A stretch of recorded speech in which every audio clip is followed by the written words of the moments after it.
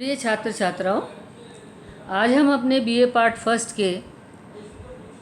History के paper first प्राचीन भारत के इतिहास के पहले चैप्टर प्राचीन भारतीय इतिहास को जानने के प्रमुख स्रोतों के बारे में बात करेंगे। चूँकि भारत में इतिहास लेखन की कोई प्राचीन परंपरा नहीं थी, जिस प्रकार की इतिहास लेखन की परंपरा हमें यूरोप में मिलती है, यूनानी सभ्यता में मिलती है या अरब में मिलती है, उस प्रकार की इतिहास लेखन परंपरा प्राचीन भारत में नहीं थी। हेरोडोटस को विश्व का सबसे पहला इतिहासकार माना जाता है और उसकी पुस्तक हिस्टोरिका को इतिहास की पहली पुस्तक माना जाता है। यह वो पुस्तक है जिसके अंदर हेरोडोटस ने यूनान की सभ्यता के बारे में, यूनान के इतिहास के बारे में लिखा है। तो जिस प्रकार का इतिहास लेखन पश्चिमी सभ्यता में था, जिन मापदंडों पर वो इतिहास का लेखन मानते थे कि सामाजिक संरचना, राजनीतिक संरचना, आर्थिक संरचना आदि के बारे में जो विस्तृत लेखन है, उस प्रकार का लेखन भारत में नहीं था। इसके कारण प्रारंभ में यूरोपीय इतिहासकारों ने यहाँ पर प्राप्त साहित्यिक एवं पुरातात्विक सामग्री के आधार पर प्राचीन भारत के इतिहास का लेखन किया। इसलिए प्राचीन भारतीय इतिहास को जानने के लिए ऐतिहासिक स्रोतों का अत्यंत महत्व है। इन्हीं स्रोतों के आधार पर भारतीय इतिहास का कालक्रम तथा क्रमबद्धता को तथ्यात्मक रूप से वर्णन किया जा सकता है। अर्थात प्राचीन भारत में जो हमें साहित्य मिलता है,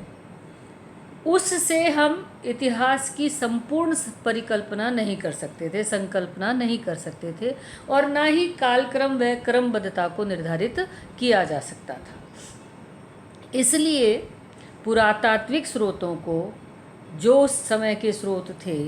व साहित्यिक स्रोतों को एक साथ इकट्ठा कर उनसे कालक्रम, क्रमबद्धता व तथ्यात्मक रूप से घटनाओं का वर्णन किया गया। जैसे पूर्व में हड़प्पा की खुदाई के जब सबसे पहले भारत में हड़प्पा की खुदाई हुई, तो इस सभ्यता का कालक्रम व नामकरण हड़प्पा संस्कृति किया गया, क्योंकि हड़प्पा में खुदाई हुई थी। उस खुदाई में जो अवशेष मिले, उन अवशेषों के आधार पर इसे हड़प्पा सभ्यता या हड़प्पा संस्कृति कहा गया और इसे भारत के ऐतिहासिक कालक्रम का प्रारंभ माना गया। किंतु उसके बाद जब मोहनजोदड़ो में खुदाई हुई, कोट डीजी में खुदाई हुई, कालीबंगा में खुदाई हुई, रोपड़ में खुदाई हुई, लोथल में खुदाई हुई, तो ये देखा गया कि ये जो समस्त स्थान हैं, कालीबंगा और रोपड़ को छोड़कर सभी स्थान सिंधु नदी के बहाव क्षेत्र में या सिंधु की सहायक नदी के बहाव क्षेत्र में थे। अतः इस सभ्यता का नया नामकरण सिंधु सभ्यता कर दिया गया, सिंधु घाटी की सभ्यता कर दिया गया। और ये माना गया क्योंकि कालीबंगा और रोपड़ में भी उसी प्रकार के अवशेष मिले हैं, इसलिए ये भी सिंधु घाटी की सभ्यता का ही एक हिस्सा है। इसके पश्चात ये सिंधु सभ्यता एक नगरीय सभ्यता थी। क्योंकि सिंधु घाटी एक नगरीय सभ्यता थी, और अगर हम इतिहास के कालक्रम को देखें तो प्रागैतिहासिक मानव के कालक्रम में नगरीय सभ्यता से पूर्व ग्रामीण सभ्यता अथवा प्रारंभिक अवस्था का होना अनिवार्य है। यानी नगर, सबसे पहले नगर नहीं बसता, मनुष्य ने सबसे पहले एक छोटी सी बस्ती बसाई और उस बस्ती के बाद में गांव बना और गांव के बाद में नगर योजनाबद्ध तरीके से बसाया जाता है। इसको आप इस प्रकार से समझिए, जैसे किसी एक खेत में एक व्यक्ति आकर के अपना घर बसा लेता है, उसके बाद में उसके परिवार के लोग आ जाते हैं, तो वो ढाणी बन जाती है। फिर वहाँ पर और लोग भी आके बसने लग जाते हैं और वो ढाणी गांव में परिवर्तित हो जाती है। फिर वहाँ पर अन्य व्यापारिक गतिविधियाँ व अन्य लोग और आकर के बसते हैं, तो वो गांव कस्बे में परिवर्तित हो जाता है। और जब कस्बा बड़ा हो जाता है तो लोग नियोजित रूप से एक नगर को बसाते हैं और उससे नगर बसता है। तो यह एक बड़ा प्रश्न चिन्ह था कि नगरीय सभ्यता एकदम से कैसे आ गई। जब कालीबंगा की द्विस्तरीय खुदाई हुई तथा राखीगढ़ी एवं बनावली के अवशेषों से इस सभ्यता के प्रारंभिक चरणों का ज्ञान हुआ, तब यह भी पता चला कि एक साथ एक ही समय में सिंधु एवं सरस्वती नदियों के घाटों पर इस सभ्यता का विकास हुआ। अतः आज जिसे पहले हड़प्पा सभ्यता कहा गया, बाद में सिंधु घाटी की सभ्यता कहा गया, आज वही स्थान, वही समय इतिहासकारों द्वारा पुरातात्विक तथ्यों के कारण सिंधु सरस्वती सभ्यता के नाम से जाना जाता है। तो ये जो स्रोत हैं, ये स्रोत काल निर्धारण करने में और क्रमबद्धता को बनाने में महत्वपूर्ण भूमिका निर्वाहित करते हैं। इसी प्रकार से जहाँ प्रारंभ में हम मौर्य काल की जानकारी के लिए यूनानी साक्ष्यों व बौद्ध साक्ष्यों के ऊपर आधारित थे, जैसे डायमेक्स व मैगस्थनीज ने भारत में यूनानी राजदूत के रूप में चंद्रगुप्त एवं बिंदुसार के काल का वर्णन किया, किंतु जब अशोक के अभिलेखों को खोजा गया, उसके पश्चात मौर्य काल के कालक्रम, घटनाओं तथा तथ्यों का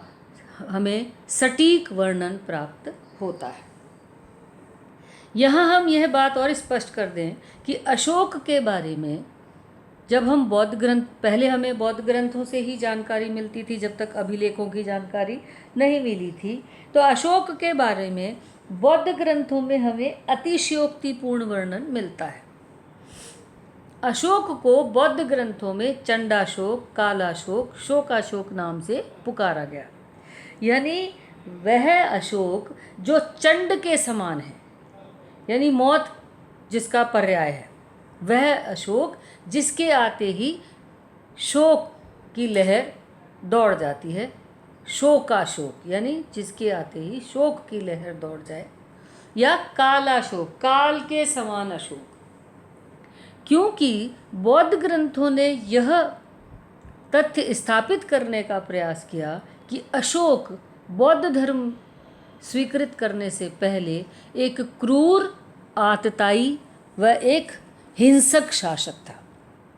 और जब वह बौद्ध धर्म के संपर्क में आया तब उसका हृदय परिवर्तन हुआ, और वही अशोक जो पहले कालाशोक था, शोकाशोक था, चंडाशोक था, वह अब देवानाम प्रिय प्रियदर्शी अशोक हुआ, यानी देवों को प्रिय प्रियदर्शी अशोक हुआ।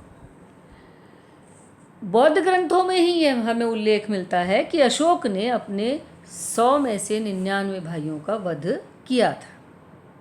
किंतु जब हमें खुदाई में अशोक के अभिलेख मिले तो अशोक के अभिलेखों से हमें उसका कालक्रम निर्धारित करने में, उसकी घटनाक्रम निर्धारित करने में और उसके इतिहास की तथ्यों को प्रमाणित करने में बहुत अधिक सफलता मिली। वहाँ हमें पता लगता है कि अशोक ने अपने 99 भाइयों का वध नहीं किया, क्योंकि उसके अभिलेखों में उसके अन्य भाइयों का उल्लेख मिलता है। हाँ, राजकुमार सुसीम और उसके समर्थक भाइयों के साथ जो युद्ध हुआ, उस युद्ध में सुसीम व उन भाइयों का वध किया गया, यह तथ्य तो सही है, किंतु उसने सभी भाइयों का वध किया, यह तथ्य सही नहीं है।